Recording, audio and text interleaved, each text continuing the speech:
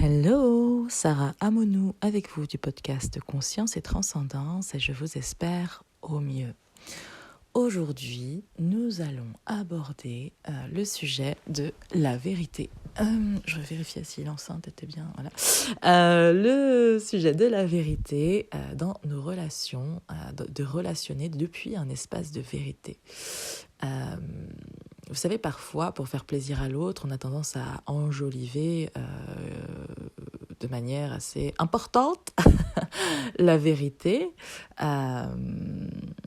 Alors, ça part d'un bon sentiment, évidemment, c'est pour préserver l'autre. Le but, ce n'est pas de dire sa vérité dans une forme d'agressivité ou de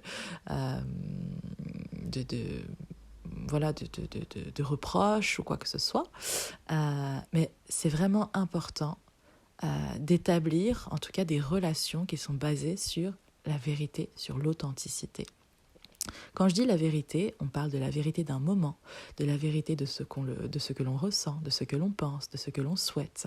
Vous savez, ne pas édulcorer cette réalité, ne pas quelque part modifier ce que l'on désire, ce que l'on souhaite pour faire plaisir à autrui, peu importe la relation. Parce que ce que l'autre attend, inconsciemment et parfois consciemment aussi, c'est que la personne en face soit elle-même. Et quand la personne en face n'est plus qu'un reflet des propres désirs de l'autre, en fait, ça n'a aucune importance parce que c'est comme si on devenait un miroir et on demandait à l'autre de s'aimer à travers lui. La relation nous permet de s'aimer à travers l'autre et de s'aimer depuis un espace de vérité, depuis un espace d'incarnation, quelque part. Il est important d'incarner nos valeurs, nos désirs, ce que nous souhaitons. Plus nous allons nous effacer à ce niveau-là dans une relation, plus l'autre en face va avoir la sensation d'être face à du vide, à quelque chose qui ne peut pas être, qui n'est pas incarné finalement. Le but, c'est de vivre nos relations depuis tous nos corps. Et donc le positionnement, le fait de suivre nos désirs naturellement, même si ça va à l'encontre de ce que souhaite l'autre, le fait de se confronter parfois à une forme de mur au contact de l'autre, c'est aussi ce qui nous fait grandir. Et c'est aussi ce qu'on choisit dans la relation de couple. Donc croire que le fait d'être trop gentil, ne pas mettre de limites, ne pas écouter ses propres besoins et ses envies va apporter au couple, c'est tout à fait le contraire.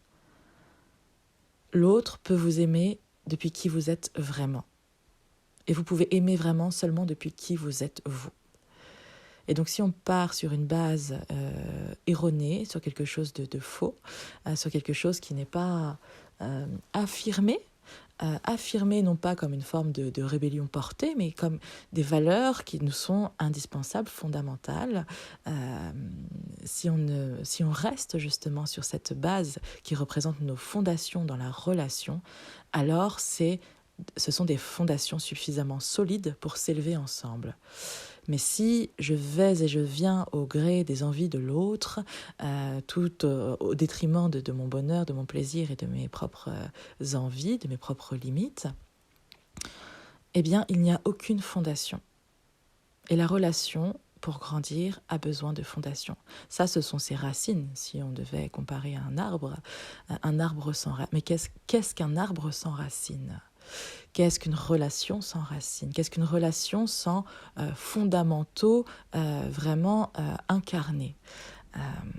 Et donc, le fait d'être soi et de dire non, même si ça ne plaît pas à l'autre, parce qu'on se dit oui à soi et on se choisit, nous permet d'établir les racines de l'arbre, de créer ensemble la relation, l'espace du couple, de la relation, Si on devait encore une fois comparer un arbre, ce sont nos racines qui viennent ensemble créer un arbre quelque part qui grandit, qui parfois nous dépasse même. À travers l'espace du couple, on peut avoir accès à énormément de choses qui nous dépassent, à des comportements de nous dont on n'avait même pas conscience, alors des comportements qui peuvent être jugés comme désagréables ou parfois négatifs, ce n'est qu'un jugement, ce n'est pas la réalité, attention. Et à la fois des parts de nous, mais des richesses dont on ne soupçonnait pas l'existence. Donc c'est vraiment une invitation à grandir cet espace de sécurité en soi, puisque si cette sécurité dépend de l'autre, alors je ne suis pas en sécurité. Ça ne veut pas dire que l'espace du couple ne doit pas être dans une forme de sécurité, parce que ce devrait être une base, se sentir en sécurité dans cet espace avec l'autre. On peut être en sécurité avec soi et ne pas être en sécurité dans l'espace du couple. On peut être en sécurité dans l'espace du couple et ne pas être en sécurité avec soi. Parce que c'est une invitation, là, cet épisode, à cultiver cette sécurité déjà intérieure et à accéder à des relations dans lesquelles vous vous sentez en sécurité. On peut avoir les deux. Je me sens en sécurité quand je suis seule et je me sens en sécurité quand je suis dans l'espace du couple. Mais ma sécurité individuelle ne doit pas dépendre de l'autre. Parce que sinon, à la moindre interprétation erronée, et on interprète aussi le monde depuis nos blessures, donc si je porte la blessure d'abandon, du rejet, de l'humiliation et tout ça, dès que l'autre ne me répond pas, par exemple, je vais entrer dans cette dynamique de « Ah, ça y est, je ne suis plus en sécurité puisqu'il est en train de m'abandonner ». Donc là, c'est une vision erronée de la réalité. Peut-être que l'autre est en train de travailler, peut-être que l'autre a, je sais pas, son portable n'a plus de batterie, peut-être que... Je parle pas d'un silence radio d'une semaine, hein. Je parle vraiment de dans la journée ou d'être dans une attente un peu insupportable de l'autre, quoi. Donc plus on crée des racines stables en nous, de cette sécurité, cette assise que l'on a en nous, plus on peut vivre dans un espace, on peut créer l'espace du couple dans une forme de sécurité. Chacun est en sécurité individuellement, ou du moins il contribue, hein. Rien n'est parfait, on est toujours en process. Moi, je suis en process au quotidien. Je suis passée, si vous saviez, par des états au niveau de mes relations, de dépendance, d'insécurité. Et c'est ce que j'ai choisi, une famille. J'ai choisi de m'incarner dans une famille dans laquelle j'allais avoir très peu cette sécurité, très peu cette estime de moi, très peu cet amour. Pour moi, le cultiver, quelque part, en faire une vocation et quelque part le partager aux autres, quoi. Partager aux autres, c'est à quel point ça peut être beau de s'aimer soi et à quel point il n'y a pas à attendre que l'autre nous aime pour s'aimer. C'est vraiment, voilà, on peut se positionner par le pouvoir du choix. Je choisis de m'aimer chaque jour. Chaque jour, je m'aime un peu plus. Je choisis. Et si tous les matins on se répète ça, je choisis de m'aimer encore plus aujourd'hui. Aujourd'hui, je choisis de m'aimer davantage. Aujourd'hui, avec vos propres mots. Parce que fondamentalement, qui je suis, en dehors de l'humain, de la personnalité, c'est l'amour, c'est l'essence de vie. Mon âme, qui est reliée à un champ unifié de conscience, à l'énergie, à l'univers, au divin, tout n'est qu'un seul champ de conscience. Si je reviens à l'origine de qui je suis, alors je suis l'amour, alors je suis le divin. Et quand je suis dans cette démarche de m'aimer un peu plus chaque jour, je me permets de m'ouvrir au divin en moi un peu plus chaque jour.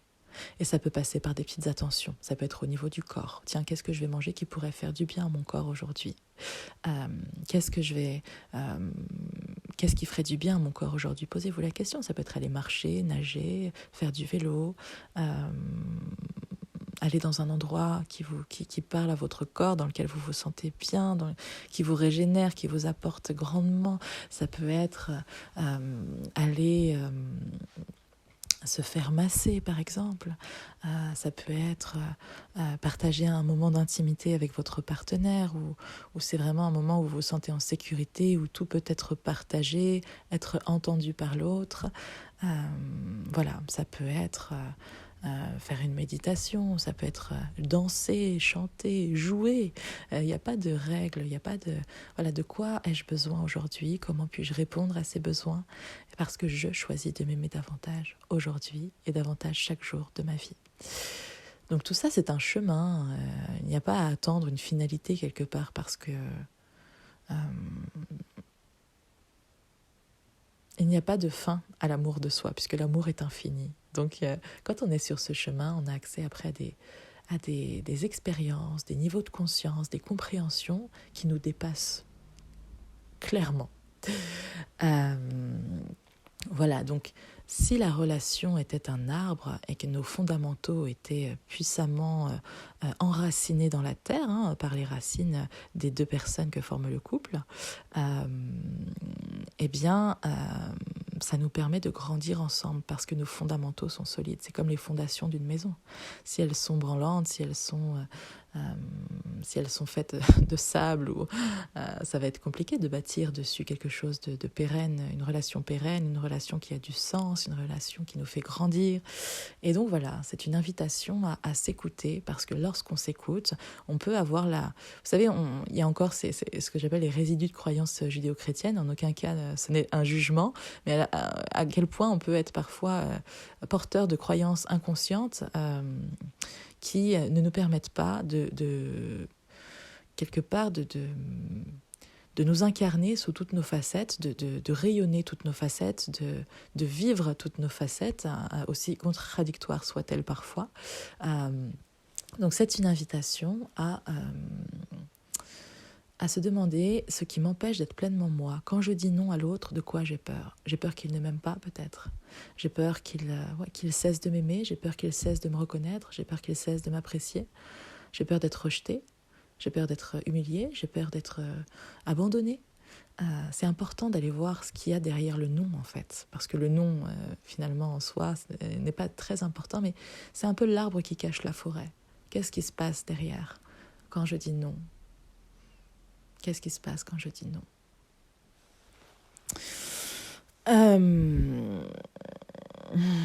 Voilà.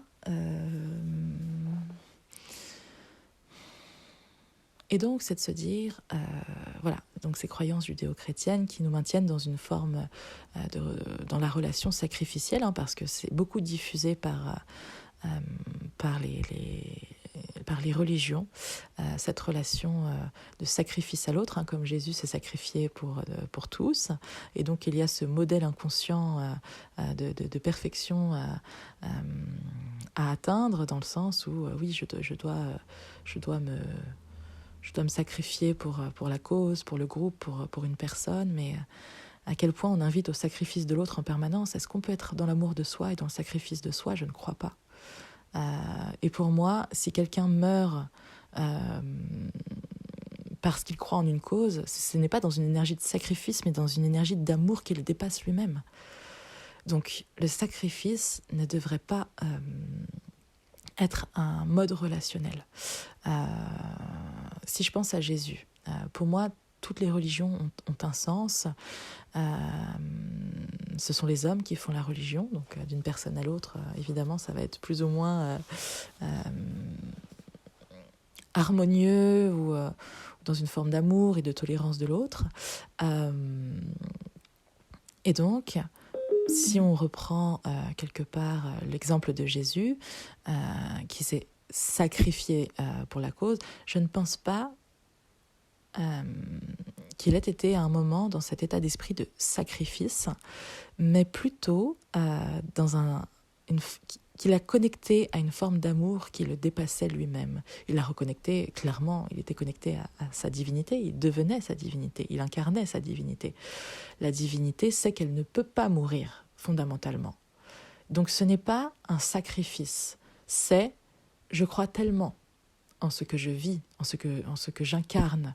Je suis tellement l'amour que je peux passer outre ça. Et je pense qu'on l'a beaucoup interprété, ce n'est que mon point de vue, prenez simplement si ça résonne. Voilà. C'est ma manière de vivre, de ressentir et de recevoir les choses. Ça n'engage que moi, mais voilà, soyez juste attentifs si ça résonne ou pas. Et je pense que les religions ont énormément apporté de culpabilité. ont apporté une conscience d'un Dieu qui était le jugement absolu, alors qu'on dit, on dit vraiment dans les textes que Dieu est amour, donc Dieu n'est pas plein d'amour, il est l'amour. Comment pouvons-nous être l'amour, donc l'incarnation de l'amour, donc l'unité, parce qu'il ne peut exister de dualité dans l'amour pur, dans l'essence de l'amour. Comment puis-je être l'amour et le jugement ? C'est impossible. Quand je suis dans l'amour, je ne peux pas être dans le jugement. Quand je suis l'amour, je ne peux pas être le jugement. Puisque le jugement me maintiendrait dans une forme de réalité et donc me ferait quitter l'amour. Donc quand je suis l'amour, je ne peux être le jugement. C'est impossible. Et donc c'est une invitation à aller voir toutes ces croyances-là inconscientes qui gravitent autour de cette absence d'amour de soi, de cette absence de positionnement. Je racontais dans un épisode précédent que j'avais la sensation, étant enfant, de ne pas avoir d'espace sécure, de ne pas être en sécurité au sein de ma famille finalement, parce que les portes ne fermaient pas à clé, donc dans des moments d'intimité, pour prendre une douche, pour être aux toilettes, en fait.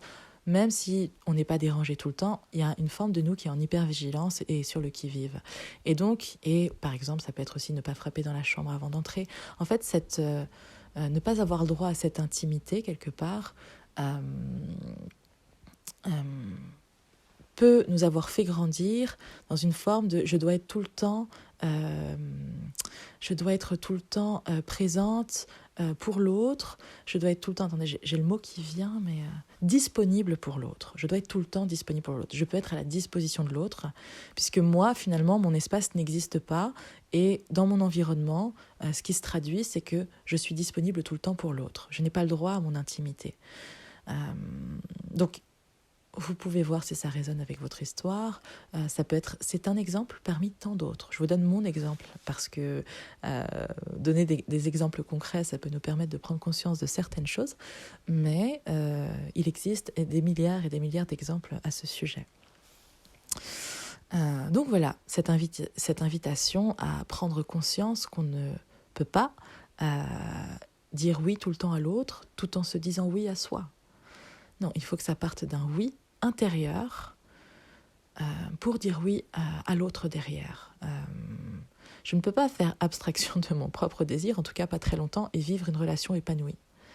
C'est une illusion de croire ça. C'est une illusion absolue de croire que quand je rejoins l'autre dans ses désirs alors qu'ils ne sont pas OK pour moi, je vais être davantage aimée de l'autre. Parce que l'autre a besoin de voir ses propres limites en moi, a besoin de voir son propre amour en moi, dans celui que j'ai pour moi.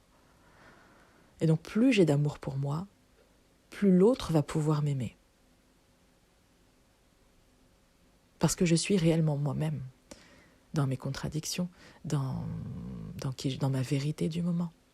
Et donc rien ne dépasse la vérité. Vous savez, parfois on est dans des moments où ces situations où on enjolive la réalité, on enjolive pour que l'autre personne, j'y reviens, c'était le début du podcast, pour que la personne en face ne soit pas trop atteinte. Alors oui, on peut dire les choses d'une manière à ce que ce soit doux pour l'autre, et c'est une invitation à ça, vraiment. Mais on ne peut pas travestir la vérité, la réalité, pour faire plaisir à l'autre, parce que quelque part on est dans une forme d'illusion. On peut ne pas être OK avec ce que l'autre dit, on peut être déclenché par ce que l'autre dit et intérieurement ça se contracte, c'est tout ça et tout ça. Et ça génère des émotions, comme de la colère, de la tristesse, voilà. Mais à la fois le process se fait intérieurement. À quel point quand l'autre est dans son espace de vérité et qu'il me parle depuis sa vérité, ça peut créer un espace supplémentaire. C'est comme si on parlait de l'arbre tout à l'heure, mais c'est là que l'arbre grandit. C'est dans ces moments-là que l'arbre grandit. J'accepte ta vérité du moment parce qu'elle est la vérité et que rien ne dépasse la vérité. Et je vais faire le nécessaire en moi. Je vais entrer en process pour justement accueillir ce qui se joue en moi. Et pourquoi ça vient me contracter ? Qu'est-ce que ça révèle en moi quand tu me parles de ça ? Depuis ta vérité, sans aucune envie de me nuire, évidemment, sans aucune envie de nuire à l'autre. Mais qu'est-ce que ça vient révéler en moi ? Quand quand je me contracte à la vérité de l'autre, si elle n'est pas dans le but de me nuire, mais d'être dans un espace d'authenticité et de partage de sa vérité de l'instant ou de ce qui a pu être vécu. Donc voilà, c'est une invitation à voir ce qui se joue en soi quand on n'est pas OK avec ce que nous dit l'autre et d'entrer en process intérieurement pour voir ce que ça vient révéler en nous. L'autre est un puissant révélateur, notamment au niveau du couple. C'est très chahutant parfois, mais c'est un puissant révélateur. Il vient nous montrer ce qu'on ne veut pas voir, ce qu'on n'arrive pas à voir en nous. L'autre vient nous montrer ça, vient révéler ces espaces en nous. Alors soit on met ça sous le tapis en se disant et on reste sur la colère, sachant que si on reste sur c'est ok d'être en colère, de ressentir de la colère, c'est ok de ressentir de la tristesse. Mais si on en veut à l'autre, d'avoir dit sa vérité et du coup on coupe le dialogue, c'est pas un espace dans lequel on peut grandir. Ça ne veut pas dire qu'il ne faut pas ressentir ça parce qu'on le ressent naturellement, mais encore une fois, c'est l'arbre qui cache la forêt. Qu'est-ce qui se cache, qu'est-ce qui se joue derrière cette colère, qu'est-ce qui se joue derrière la tristesse ? Une blessure, comme l'abandon, la trahison, l'injustice, l'humiliation, le rejet. Est-ce que c'est une redondance ? Est-ce que c'est quelque chose que j'ai l'impression de rejouer dans mes relations ? Et du coup, ça me fait mal. Mais à quel point dans cet espace de vérité, on peut en grandir quand... Si je ressens de la colère et que j'accueille ma colère là maintenant, par exemple, je vis quelque chose, quand je vis une émotion, voilà, on va partir là-dessus, quand je vis une émotion, c'est intéressant de savoir où ça se joue au niveau du corps. Ok, si je vois que c'est au niveau du plexus solaire, je vois qu'il y a quelque chose qui se referme un petit peu, je sens que c'est contracté. Quelle est-elle cette émotion ? Comment on peut la décrire ? Est-ce qu'elle ressemble à de la colère, à de la tristesse ? Est-ce qu'elle a une couleur particulière ? Parfois, on n'arrive pas forcément à mettre des mots, mais on va plus la visualiser. En fonction de chacun et du moment, ça peut être différent. Donc, c'est une invitation à entrer en contact avec cette partie de soi qui est contractée et juste d'être OK avec le fait qu'elle soit là. Qu'est-ce que ça joue ? Qu'est-ce que ça crée ? Quand je mets ma main à cet endroit précis du corps où il y a un inconfort, où il y a une émotion qui est comme...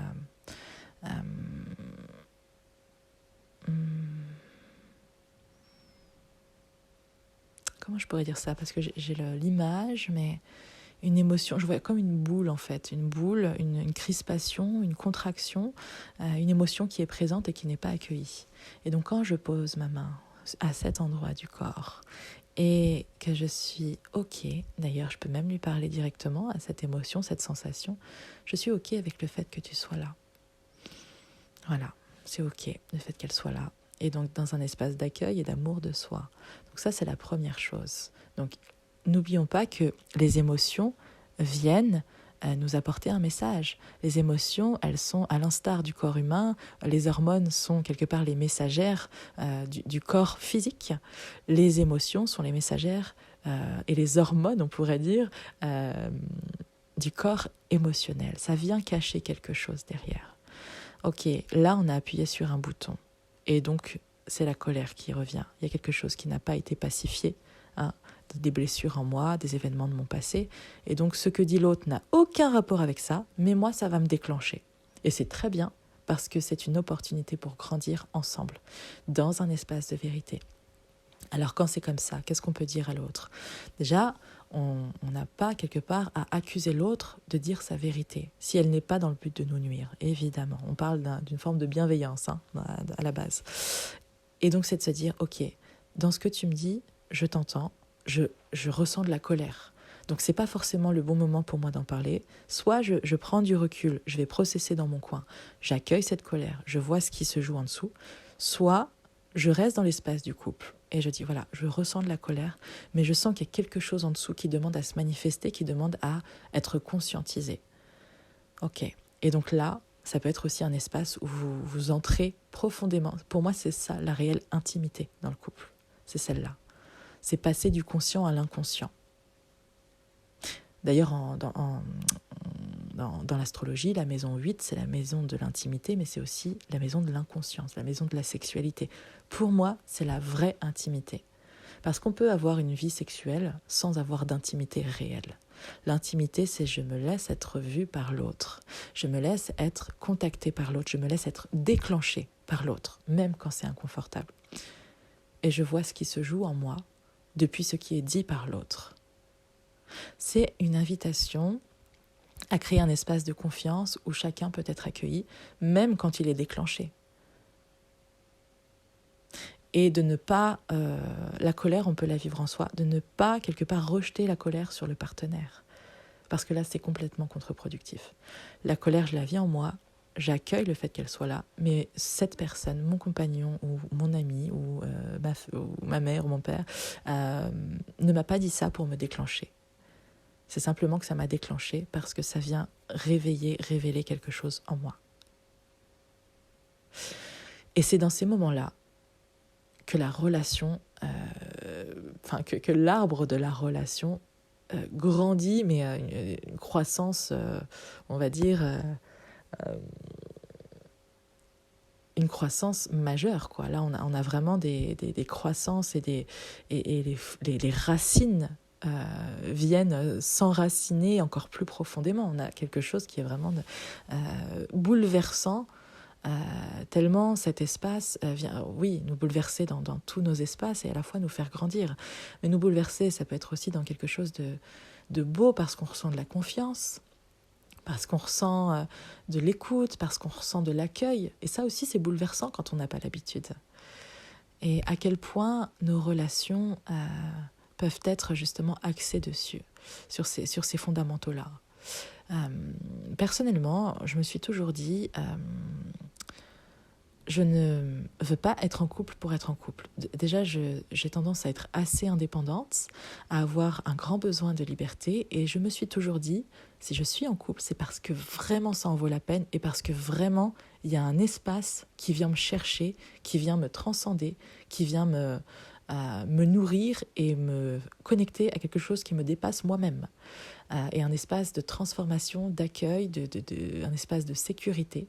Et en fait, j'étais vraiment, soit c'est tout ça, et il y a une connexion forte avec l'autre, et soit il y a tout ça, soit il n'y a rien.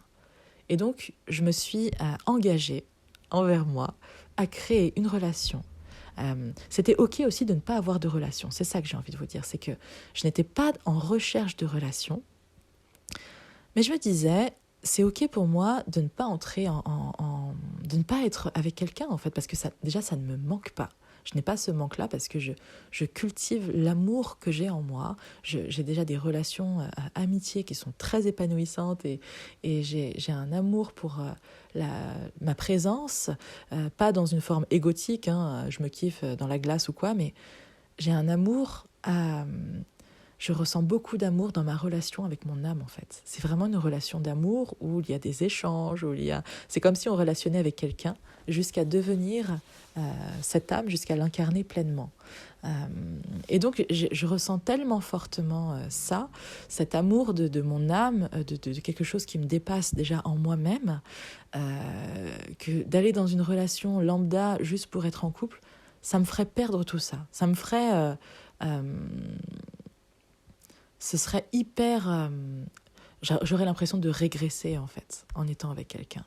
Et parce que je cultive cet état-là, cet amour de soi, cette conscience de soi, alors je ne suis pas dans une forme d'une quête de perfection ou quoi que ce soit, mais j'ai des fondamentaux que je me suis engagée à respecter dans la relation. Donc respect, bienveillance, écoute, douceur, tendresse, confiance, sécurité. La sécurité, je ne l'attends pas de l'autre, mais j'attends que cet espace qu'on ouvre ensemble, j'attends que dans cet espace, je me sente en sécurité. Et cet espace, il est nourri de nos deux sécurités respectives. Et donc, je m'étais vraiment fait cette promesse. De toute façon, c'est pas possible autrement. Je ne pourrais pas être avec quelqu'un avec qui ces fondamentaux... ça ne marcherait pas, fondamentalement. Je suis arrivée à cet amour que je ressens en moi. Encore une fois, on n'est pas dans une forme égotique d'amour physique ou d'amour... Mais c'est un amour que je vis en moi, finalement, pour toutes les choses autour de moi, pour toutes les personnes autour de moi, qui me permettent cette indépendance. C'est de vivre depuis l'amour qui me permet cette indépendance. Et quand je vis depuis l'amour, je ne peux pas ressentir le manque. L'amour est, point. je suis dans un espace où... alors évidemment, parfois on revient dans l'humain. Clairement, mes blessures, parfois d'autres strates de mes blessures me sont révélées. Mais à chaque fois que ça se présente à moi, j'y vais. Je vais processer. Je vais voir ce qui se joue en moi. Je ne fais pas comme si ça n'existait pas. Et parce que je vais voir ce qui se joue en moi, ma relation, celle que je peux avoir avec quelqu'un, avec une personne, mes amis, peu importe, va être de plus en plus forte, va être de plus en plus vraie, va être de plus en plus sécure. Parce que moi, je travaille sur ma sécurité depuis mes propres blessures, parce que j'y vais, parce que j'ose les pacifier, parce que j'ose mettre de l'amour là où j'en ai cruellement manqué. Évidemment, tout ça, ça peut être accompagné par l'amour de l'autre. Mais il n'y a pas à attendre que ce soit l'amour de l'autre qui vienne nous remplir. Nous sommes des êtres complets. Je suis complète. Tu es complet, complète. Il n'y a pas à être la moitié de quelqu'un. Il y a à être deux individus pleinement incarnés ensemble, qui vibrent sur la même longueur d'onde. Et à se dire non quand c'est non. À se dire oui quand c'est oui. À être dans une forme de vérité et d'authenticité quand je m'adresse à l'autre. Et à en attendre autant. Je vous invite à être dans une forme d'intransigeance avec ces fondamentaux. Si vous êtes quelque part dans l'envie de rencontrer quelqu'un et que vous sentez qu'il y a un de vos fondamentaux, je parle des fondamentaux, je ne parle pas de quelque chose, d'une forme de perfection. Mais si par exemple vous entrez en relation avec quelqu'un et que vous ne vous sentez pas en sécurité dans cet espace, alors que vous, seul, vous vous sentez en sécurité, drapeau rouge. Là, on est sur du red flag, voilà. La sécurité avec l'autre, pour moi, elle est là dès le début ou pas. Évidemment, on peut travailler là-dessus, mais si c'est fondamental pour vous, n'allez pas dans une relation où il y a un de vos fondamentaux qui n'est pas présent dès le début, parce qu'elle va partir sur quelque chose d'instable. Elle va partir sur une forme de carence, en fait, cette relation. Elle va être branlante, elle va être instable. Donc, c'est vraiment une invitation à incarner ces fondamentaux et à ne pas déroger justement à ces principes qui sont indispensables pour vous dans la relation. Donc moi, c'est vraiment pour vous donner des exemples, pour moi, il y a la vérité, il y a l'authenticité, la confiance, la sécurité. Il faut que je ressente dans cet espace du couple une forme de sécurité, là où je peux m'exprimer librement en étant pleinement qui je suis, dans mes parts sombres et mes parts lumineuses, sans jugement. Voilà, d'être accueilli vraiment dans cet espace-là, avec tendresse, amour, bienveillance, et voilà, et être dans cette réciprocité d'échange, et pouvoir tout se dire. Vraiment, moi, cette intimité, pour moi, c'est vraiment dans les échanges. Évidemment, il y a des échanges plus subtils. Il y a une forme il y a cette sexualité aussi dans l'intimité. Mais l'intimité, pour moi, elle se joue dans ce qu'on ose se dire et dans ce qu'on ose être devant l'autre. Voilà, donc c'est vraiment une invitation à ne pas... et vous allez voir que c'est très très intéressant parce que, encore une fois, je vais vous parler d'exemples de personnels où j'ai pu avoir plusieurs opportunités avec des personnes et à un moment donné, je sentais qu'un de mes fondamentaux n'était pas présent dans cette relation-là. Et je me suis dit non, stop. Alors, je pense qu'il y a 5 ans avant, je me serais dit « Ah, vas-y, mais essaie, qui ne tente rien à rien. » Mais aujourd'hui, je suis tellement à l'écoute de ce que je veux et de qui je suis, de ce que je souhaite expérimenter, que c'est tout de suite un non. Parfois, on se dit « Ouais, mais peut-être que je rate une occasion. » Non, si tu te sens comme ça avec la personne, si tu sens qu'il n'y a pas d'espace... On a tous nos blessures, hein. Clairement, on a tous nos blessures. Mais si tu sens qu'avec cette personne, tu ne te sens pas en sécurité ou en confiance, déjà, red flag énorme. Ça ne veut pas dire qu'il faut qu'on ait une confiance en soi à 100%. Hein. Quand on se rencontre, évidemment, on est dans une forme de... Parfois, on est des enfants, parfois, on est... voilà, il y a plein d'états qu'on peut vivre. Mais n'empêche que je sens qu'il y a quelque chose de posé. Il y a des fondations dans l'énergie de cette relation qui font que je peux vraiment oser être moi. Progressivement, évidemment, ça se fait progressivement. Mais je vous invite à ne pas déroger à ces fondamentaux, parce qu'ils sont fondamentaux et ils vont être la base de votre couple, les fondations de votre couple. Et donc, si les fondations ne sont pas présentes et ne sont pas quelque part... comment je pourrais dire ça stable, j'ai pas le mot, peut-être que ça viendra. Donc voilà, si ces fondations ne sont pas stables, le couple derrière, à la moindre tempête, la maison est détruite, quoi. Donc je vous invite vraiment à... Oui, voilà, c'est ça aussi que je voulais dire. C'est que parfois, il y a des opportunités et on se dit « Ouais, mais peut-être que c'était ça l'opportunité de ma vie. » Non, fiez-vous à ce que vous ressentez à l'instant T. Plus vous allez dire non à ce qui n'est pas ce que vous voulez expérimenter, plus vous allez vous rapprocher de ce que vous voulez expérimenter et d'une rencontre qui va vraiment vous faire résonner. Enfin, ça va entrer en... Vous allez entrer en résonance avec l'autre et vous allez connecter un espace qui vous dépasse vous-même. Faites-vous ce cadeau de vous choisir et de ne pas dire « Ah bah oui, mais j'ai peur d'être seule ». Depuis quel espace de moi je choisis d'entrer dans une relation de couple ? Est-ce que c'est depuis l'espace de la solitude et la peur d'être seule ? Donc là, je vais attirer absolument n'importe quoi en termes de relation. Ou est-ce que c'est parce que j'ai envie de vivre une aventure avec l'autre, une aventure dans le sens... parce que le couple est une aventure à part entière. Est-ce que j'ai envie d'avancer avec quelqu'un tout en étant moi, tout en étant dans ma vulnérabilité, dans l'accueil de qui je suis, tout en essayant d'accueillir l'autre le mieux possible, en étant profondément humain chacun et en s'élevant aussi depuis nos incohérences, depuis nos paradoxes. Voilà. Est-ce que je me sens déjà complète moi-même quand je viens connecter avec l'autre? Alors, l'espace du couple peut aussi nous apporter cette complétude au fur et à mesure. Ça ne veut pas dire que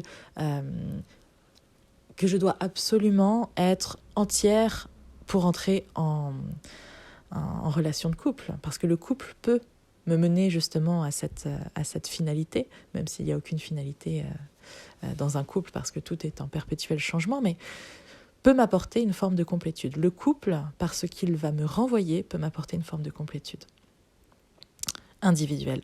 Je ne parle pas de fusion là, parce que la fusion, elle est vraiment importante et belle quand on arrive à fusionner ensemble, tout en gardant son individualité, sans se perdre en l'autre finalement. Parce qu'à un moment donné, on se perd tellement qu'il faut s'extraire de cette relation pour mieux se retrouver. Et quand on est dans une forme d'individualité et que nous savons qui nous sommes dans nos fonctionnements, dans notre manière de vivre les choses, dans nos désirs, dans nos limites, on ne se perd plus dans l'autre. On est dans une forme de fusion où chacun apporte quelque part à cet espace, à cette bulle, tout en respectant ses besoins, tout en respectant ses limites, tout en concrétisant ses désirs, ses rêves, à ce qu'il souhaite expérimenter. Voilà, c'est une invitation à voir le couple autrement, à voir nos relations autrement, parce que ce n'est pas propre forcément... ça ne s'arrête pas forcément qu'au couple, ça peut être des relations familiales, ça peut être des relations amicales, professionnelles. Le fait de mettre ses limites, c'est bon pour toutes nos relations. Et à quel point on devient une invitation pour les autres à mettre leurs limites. À quel point, quand je dis non à l'autre, je lui apprends à dire non. Parce que si mon non est possible, son non est possible aussi. Mais si je dis oui tout le temps, est-ce que je suis une invitation à plus d'amour et à plus de respect de soi ? Non. Déjà, je ne l'incarne pas moi-même quand c'est comme ça, et je ne suis absolument pas une invitation pour le monde à s'aimer davantage. Voilà. Eh bien, je vous remercie infiniment, encore une fois, pour vos jolis mots, votre soutien, voilà, ce qui se joue entre les lignes, ce qui se joue entre les mots, ce qui n'est pas dit, ce qui est dit. Je vous remercie infiniment pour tout ça. Et je vous embrasse très très fort et je vous dis à bientôt pour un nouvel épisode.